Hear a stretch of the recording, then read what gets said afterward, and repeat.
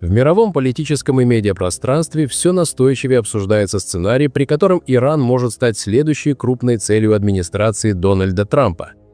Эти разговоры не возникли на пустом месте и опираются сразу на несколько факторов. В первую очередь, речь идет о внутренней нестабильности в Исламской Республике и резко ужесточившейся риторике Вашингтона и Иерусалима. Во вторую очередь, учитываются прецеденты недавних силовых действий США за пределами Ближнего Востока. В экспертной среде все чаще звучит мнение, что успешная операция США в Каракасе могла укрепить уверенность американского правящего круга в возможности применения более радикальных сценариев и в отношении Тегерана. Верховный лидер Ирана Сейед Али Хаминеи обратился к США и Израилю с жестким заявлением, выдержанным в традиционной для Тегерана конфронтационной риторике, в которой эти государства рассматриваются как противники Исламской Республики. Он заявил, что в ходе недавнего противостояния оппоненты Ирана были вынуждены сначала добиваться прекращения огня, а затем передавать сигналы о нежелании дальнейшей эскалации. По его словам, причина этого не миролюбие другой стороны, а сила, стойкость и единство иранского общества. Хаминеи также подчеркнул, что попытки давления лишь усиливают решимость Тегерана отстаивать свой суверенитет. Еще более показательной стала позиция иранских военных и Совета обороны Исламской Республики. В официальном заявлении было прямо указано, что Иран в рамках законной обороны больше не ограничивает себя реакцией исключительно после совершения враждебного действия. Реальные и ощутимые признаки угрозы были названы частью системы национальной безопасности, а продолжение угрозительной риторики со стороны США и Израиля – потенциально враждебным поведением, за последствия которого полная ответственность ляжет на его инициаторов. По сути, подобными заявлениями Тегеран впервые на столь высоком уровне дал понять, что допускает возможность превентивных действий в случае, если сочтет угрозу реальной и неминуемой. Этот сигнал был однозначно адресован Вашингтону и Иерусалиму. На фоне этих заявлений резко активизировались и фигуры, находящиеся за пределами иранской политической системы. Бывший наследник иранского престола Реза Пехлеви в интервью западным СМИ заявил, что не видит необходимости в военном вмешательстве США, поскольку продолжающиеся протесты, по его словам, представляют собой золотую возможность для смены режима. Он утверждает, что Исламская Республика находится в самом слабом состоянии за последние десятилетия, а иранцы выходят на улицы уже не только из-за экономических проблем, но и с прямым требованием смены власти. При этом Пехлеви фактически позиционирует себя как политическую альтернативу, заявляя, что его роль выходит за рамки формальной должности и связана с возвращением страны к нормальной жизни. По последним данным отмечается, что в Иране протестующие захватили город Абданан. По данным местных источников, власть аятолл в этом городе пала.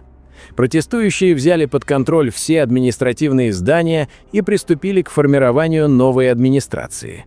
Часть сотрудников полиции перешла на сторону протестующих.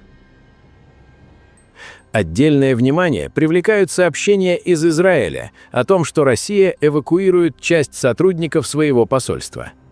На этом фоне усиливаются спекуляции о возможном резком обострении ситуации, включая сценарий прямого удара Ирана по Израилю. Таким образом, вокруг Ирана формируется крайне опасная конфигурация, в которой внутренний кризис, внешнее давление и альтернативные центры политической легитимности начинают усиливать друг друга. В одном сценарии иранская власть может сделать ставку на эскалацию с внешним противником, используя конфронтацию с США и Израилем как инструмент консолидации общества и отвлечения от внутренних проблем.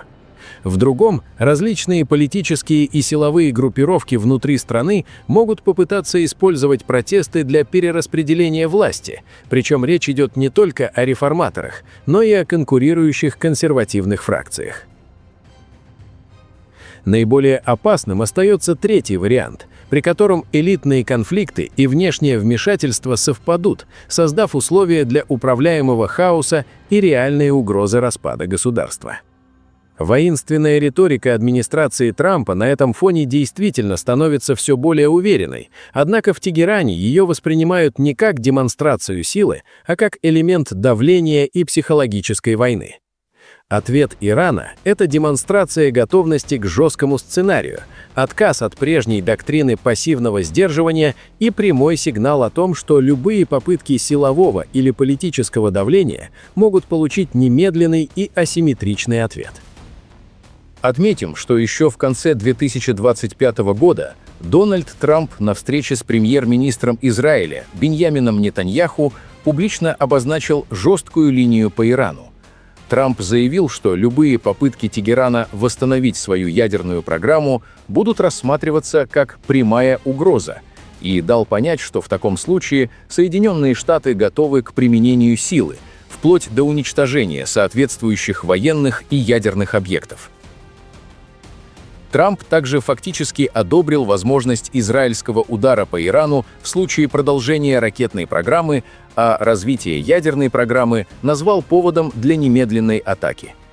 Эти заявления стали не эмоциональным всплеском, а логическим продолжением американо-израильской стратегии постоянного смещения красных линий, когда давление на Иран не снижается, а лишь меняет формальные оправдания. На этом фоне внутри Ирана в начале года резко обострилась социально-экономическая ситуация.